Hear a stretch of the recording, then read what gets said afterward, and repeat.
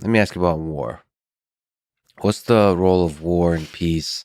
Maybe even the big love and hate in that part of the world, because it does seem to be a part of the world where there's turmoil. There was turmoil, there's still turmoil. It is so unfortunate, honestly. It's such a waste of human resources and yeah, and human mind share. I mean, and at the end of the day, we all kind of want the same things. We want human connection, we want joy, we want to feel fulfilled, we want to feel, a life of purpose. And I just find it baffling, honestly, that we are still having to grapple with that. Um, I have a story to share about this. I grew up. I'm Egyptian, American now, but originally from Egypt.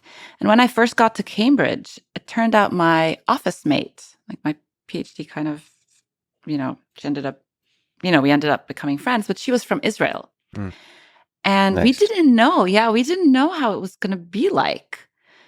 Did you Um, guys sit there just staring at each other for a bit? For actually, because I arrived before she did, and it turns out she emailed our PhD advisor and asked him if she thought it was going to be okay. Yeah.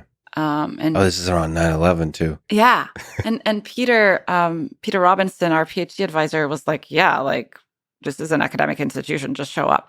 And we became super good friends. We were both new moms. Like we both had our kids during our PhD. We were both doing artificial emotional intelligence. She was looking at speech. I was looking at the face.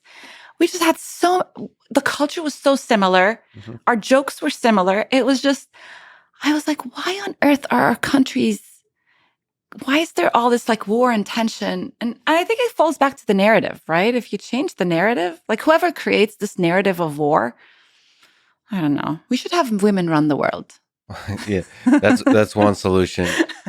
The good women, because there's also evil women in the True, world. true. Okay. Uh, but yes, there could be less war if women ran the world. The other aspect is it doesn't matter the gender, the people in power. I get to see this with Ukraine and Russia and Mm-hmm. different parts of the world around that conflict now, and that's happening in Yemen as well, Mm-hmm. and everywhere else. There's these narratives told by the leaders to the populace, Yep. and those narratives take hold, and everybody believes that, and they have a distorted view of the humanity on the other side. Yep. In fact, especially during war, you don't even see the people on the other side as human or as equal intelligence or worth or value as you. You tell all kinds of narratives about them being Nazis or dumb or whatever narrative you want to weave around that, or evil. Mm-hmm. Uh, but I think when you actually meet them face to face, Right. you realize they're like the same. Exactly, right? It's a actually big shock for people to realize like that they've been essentially lied to within their country.